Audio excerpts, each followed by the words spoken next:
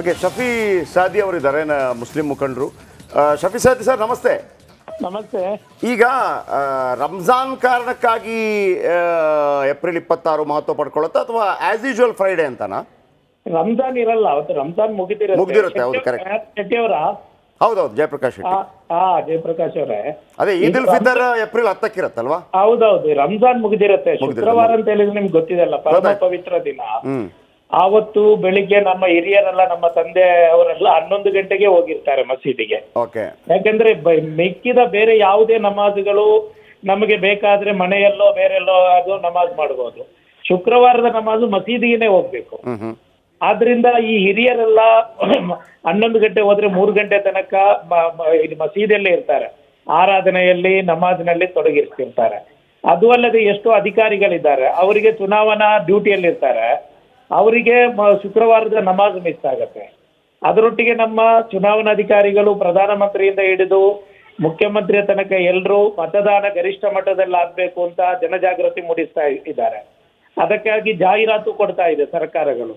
ಆ ಮತದಾನ ಗರಿಷ್ಠ ಮಟ್ಟದಲ್ಲಿ ಆಗ್ಬೇಕಂತ ಮತದಾನ ಶುಕ್ರವಾರದಿಂದ ಅದಕ್ಕೆ ಇದು ಕುಂದು ತರುವುದಂತೂ ಬಟ್ ಶಫಿ ಸರ್ ನೋಡಿ, ಬೆಳಗ್ಗೆ 7ರಿಂದ ಸಾಮಾನ್ಯವಾಗಿ ಸಂಜೆ 5-6 ಗಂಟೆ ತನಕ ಅವಧಿ ಇರುತ್ತೆ. ಅಂದ್ರೆ ನೀವು ಆ ನಮಾಜಿನ ಪವಿತ್ರ ನಮಾಜಿನ ಸಮಯವನ್ನ ಹೊರತುಪಡಿಸಿಯೂ ಬಾಕಿ ಇರುತ್ತೆ ಮತದಾನಕ್ಕೆ. ಇನ್ನು ನೀವು ಆಫೀಸರ್ಗಳ ವಿಚಾರ ಮಾತನಾಡ್ತಿದ್ರಿ, ಅವರಿಗೆ ಪ್ರೇಯರ್ಗೆ ಅಂತ ಹೇಳಿ ಸಪರೇಟ್ ರೆಸ್ಟಿಂಗ್ ಟೈಮ್ ಅಂತ ಹೇಳಿ ಏನ್ ಹೇಳ್ತಾರೆ, ಪ್ರೇಯರ್ಗೂ ಕೂಡ ಅವಕಾಶ ಮಾಡ್ಕೊಳ್ಳಿಕ್ ವ್ಯವಸ್ಥೆ ಇದೆಯಲ್ಲ ಅಂತ ಹೇಳಿ. ಅಂದ್ರೆ ಕೇಳಿದ ತಪ್ಪು ಅಂತಲ್ಲ, ಬಟ್ ಪಾಸಿಬಿಲಿಟೀಸ್ ಇದೆಯಲ್ಲ ಸೈಮಲ್ಟೇನಿಯಸ್ ಆಗಿ ಮಾಡ್ಲಿಕ್ಕೆ ಅಂತ. ಅಲ್ಲ, ಈಗ ಶುಕ್ರವಾರ ನೋಡಿ ಮತದಾನ ಅಂತ ಹೇಳುವಾಗ ಅದು ಪ್ರಜಾಪ್ರಭುತ್ವದ ಒಂದು ಹಬ್ಬ. ಆ ಪ್ರಜಾಪ್ರಭುತ್ವ ಹಬ್ಬದಲ್ಲಿ ಸಂಪೂರ್ಣವಾಗಿ ತೊಡಗಿಸಿಕೊಳ್ಳಲು ಅನಾನುಕೂಲ ಆಗತ್ತೆ ಅಂತ ಹೇಳಿ ಮೇಲ್ನೋಟಕ್ಕೆ ನಿಮಗೂ ಅರ್ಥ ಆಗ್ತಾ ಇದೆ ಅಲ್ಲ. 11 ಗಂಟೆ ಎಲ್ಲರೂ ಹೋಗಲ್ಲ. ಈಗ ನೀವು ಹೇಳಿದಂಗೆ 1 ಗಂಟೆ ಅರ್ಧ ಗಂಟೆ ಇರುವಾಗಲೇ ಮಸೀದಿಗೆ ಹೋಗ್ತೀವಿ ಅರ್ಜೆಂಟ್ ಇದ್ದವರು. ಹಿರಿಯರೆಲ್ಲ ಏನ್ ಮಾಡ್ತಾರೆ, ಅವತ್ತು ಪರಮ ಪವಿತ್ರವಾದಂತಹ ದಿನ ಆದ್ರಿಂದ ಶುಕ್ರವಾರದ ಸಾಮೂಹಿಕ ನಮಾಜಿನಲ್ಲಿ ಭಾಗವಹಿಸೋಕೆ 11 ಗಂಟೆಗೆ ಇದು ಮಸೀದಿಯಲ್ಲಿ ಹೋಗಿ ಕೂರಿರ್ತಾರೆ. ಯಾಕೆಂದ್ರೆ ಮಸೀದಿಯಲ್ಲಿ ಎಷ್ಟು ಹೊತ್ತು ನೀವು ಜಾಸ್ತಿ ಇರ್ತೀರಾ ಅಷ್ಟು ಪ್ರತಿಫಲಗಳು ನಿಮಗೆ ಇದೆ ಅಂತ ಕುರಾನ್ ಹೇಳುತ್ತೆ. ಆದ್ರಿಂದ ಎಲ್ಲರೂ ಆ ಪ್ರತಿಫಲವನ್ನು ಇದು ಮಾಡಿ ಅಲ್ಲಿ ಮಸೀದಿಯಲ್ಲೇ ಇರ್ತಾರೆ. ಅದರಿಂದ ಒಂದು ದಿವಸ ಬದಲಾವಣೆ ಮಾಡಿದ್ರೆ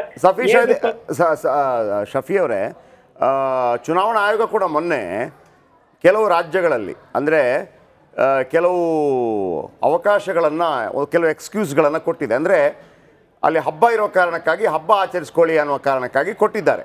ಸೊ ಹಾಗಾಗಿ ಚುನಾವಣಾ ಆಯೋಗ ಆಲ್ರೆಡಿ ಕೆಲವು ಇಂಥ ನಿರ್ಧಾರಗಳನ್ನು ಕೈಗೊಂಡಿರೋ ಕಾರಣಕ್ಕಾಗಿ ನಿಮ್ಮ ಅಪೀಲ್ ಏನಿದೆ ಅದು ಫಲಪ್ರದವಾಗಬಹುದು ಅಂತ ನಿಮ್ಗೆ ಅನಿಸ್ತಾ ಇದೆಯಾ? ಹೌದು, ಯಾಕೆಂದ್ರೆ ನಮ್ಮ ಅಪೀಲ್ ಮಾತ್ರ ಅಲ್ಲ, ಇಂಡಿಯನ್ ಗ್ರ್ಯಾಂಡ್ ಮುಫ್ತಿ ಅಪೀಲ್ ಮಾಡಿದ್ದಾರೆ. ಮುಖ್ಯ ಚುನಾವಣಾಧಿಕಾರಿಗಳಿಗೆ ಪತ್ರ ಬರೆದಿದ್ದಾರೆ. ಅವರ ಇದಕ್ಕೆ ಅಂತೂ ರೆಸ್ಪಾನ್ಸ್ ಬರುತ್ತೆ ಎಂಬ ನಂಬಿಕೆ, ನಮ್ಮ ಭರವಸೆ. ಇದು ಕೇವಲ 26 ಮಾತ್ರ, ಬೇರೆ ದಿವಸ ಕೂಡ ಶುಕ್ರವಾರ ಬರುತ್ತಾ? ಅಲ್ಲ, ಇಲ್ಲಿ ನಮ್ದು ಕರ್ನಾಟಕದಲ್ಲಿ 26 ಮಾತ್ರ. ಕೇರಳದಲ್ಲಿ 2 ಹಂತದ ಮತದಾನ ಶುಕ್ರವಾರನೇ ಕೊಟ್ಟಿದ್ದಾರೆ. ತಮಿಳುನಾಡಿನಲ್ಲೂ 2 ಹಂತದ ಮತದಾನ ಶುಕ್ರವಾರನೇ ಇದೆ. ಆದ್ರಿಂದ ಇಂಡಿಯನ್ ಗ್ರ್ಯಾಂಡ್ ಮುಫ್ತಿ ಅದರ ಮೇಲೆ ಶಬ್ದವೆತ್ತಿದ್ದಾರೆ, ಲೆಟ್ರು ಬರೆದಿದ್ದಾರೆ, ಪ್ರಧಾನಮಂತ್ರಿಗಳು ಲೆಟ್ರು ಬರೆದಿದ್ದಾರೆ, ಅದೇ ರೀತಿ ಚುನಾವಣಾ ಕಮಿಷನರ್ ಅವರಿಗೂ ಲೆಟ್ರು ಬರೆದಿದ್ದಾರೆ ಬದಲಾವಣೆ ಮಾಡಬೇಕು ಅಂತೇಳಿ. ರೈಟ್ ಸರ್, ಧನ್ಯವಾದ. ರಿಪಬ್ಲಿಕ್ ಕನ್ನಡದ ಜೊತೆಯಲ್ಲಿ ಮಾತನಾಡಿದ್ದಕ್ಕೆ ಶಫಿ ಅವರೇ. ಅಂದ್ರೆ ನಾವು ಮಾತನಾಡ್ತಿದ್ದ ಹಾಗೆ ಕೇಳಿರೋ ಮನವಿ ಅರ್ಥಹೀನ ಏನಲ್ಲ, ವ್ಯಾಲಿಡ್ ಇದೆ. ಬಟ್ ಇದನ್ನು ಚುನಾವಣಾ ಆಯೋಗ ಯಾವ ರೀತಿ ಪರಿಗಣಿಸುತ್ತೆ? ಯಾಕಂತಂದ್ರೆ ಅಳೆದು ತೂಗಿ ಲೆಕ್ಕಾಚಾರಗಳು ಹಾಕಿ ಎಲ್ಲಾ ಪ್ರಮುಖ ದಿನಾಂಕಗಳನ್ನ ಗಮನದಲ್ಲಿ ಇಟ್ಕೊಂಡೇನೆ ಚುನಾವಣೆಗೆ ದಿನಾಂಕ ನಿಗದಿ. ಯಾಕಂದ್ರೆ ನಿಮಗೆ ಸರ್ಕಾರಿ ರಜೆ ಕೂಡ ಕೊಡ್ತಾರೆ, ಅಂದ್ರೆ ಅವತ್ತಿನ ದಿವಸ ರಜೆ ಹಾಕ್ಲೇಬೇಕು ಅಂತೇಳಿ. ಆಮೇಲೆ ಐ ಡೋಂಟ್ ನೋ, ಇದು ಒಂದು ವೇಳೆ ಪೊಲಿಟಿಸೈಸ್ ಆಗುವಂಥ ಸಾಧ್ಯತೆ ಇದೆ. ಯಾಕಂದರೆ ತಮಿಳುನಾಡು ಮತ್ತು ಕೇರಳದಲ್ಲಿ ಕೂಡ 2 ಮತದಾನಗಳನ್ನು ಶುಕ್ರವಾರ ಇಟ್ಟ ಕಾರಣಕ್ಕಾಗಿ ಇದು ಟಾರ್ಗೆಟ್ ಮಾಡಿದ್ದಾರೆ, ಆಗಲಿ ಮಾಡದೇ ಇರಲಿ ಅನ್ನುವಂಥದ್ದು ರಾಜಕೀಯವಾಗಿ ಕೆಲವು ಹೇಳಿಕೆಗಳು ಬರ್ಬೋದು. ಆದರೆ ನಮ್ಮ ಉದ್ದೇಶ ಭಾಳ ಸ್ಪಷ್ಟ. ಮತದಾನವನ್ನು ಕಂಪ್ಲೀಟ್ ಆಗಿ ತೊಡಗಿಸ್ಕೊಳ್ಬೇಕು ಅಂತಂದರೆ, ಹೆಚ್ಚೆಚ್ಚು ಮತದಾನ ಆಗಬೇಕು ಅಂತಂದರೆ ಖಂಡಿತ ಈ ಹಬ್ಬ ಹರಿದಿನಗಳಿದ್ದಾಗ ಅದಕ್ಕೆ ಒಂದು ರಿಯಾಯಿತಿಯನ್ನು ಕೊಡಬೇಕಾಗತ್ತೆ. ಯಾಕಂದರೆ ನಾವು ಸರ್ಕಾರಿ ಉದ್ಯೋಗದಲ್ಲಿದ್ದರೂ, ಯಾವುದೇ ಉದ್ಯೋಗದಲ್ಲಿದ್ದರೂ ಕೂಡ, ಯಾವುದೇ ಆಫೀಸಲ್ಲಿದ್ದರೂ ಕೂಡ ಸರ್ಕಾರಿ ಅಂತೂ ರಜೆ ಕೊಡ್ತಾರೆ, ಒಂದು ಅವಕಾಶ ಕೊಡುತ್ತೆ. ಸೊ ಹಾಗಾಗಿ ಹೆಚ್ಚೆಚ್ಚು ಮತದಾನ ಆಗಬೇಕು ಅಂತಂದರೆ ಯಾವುದೇ ರೀತಿ ಬೇರೆ ಇಂಥ ಕಾರ್ಯಕ್ರಮಗಳು ಇರಬಾರ್ದು.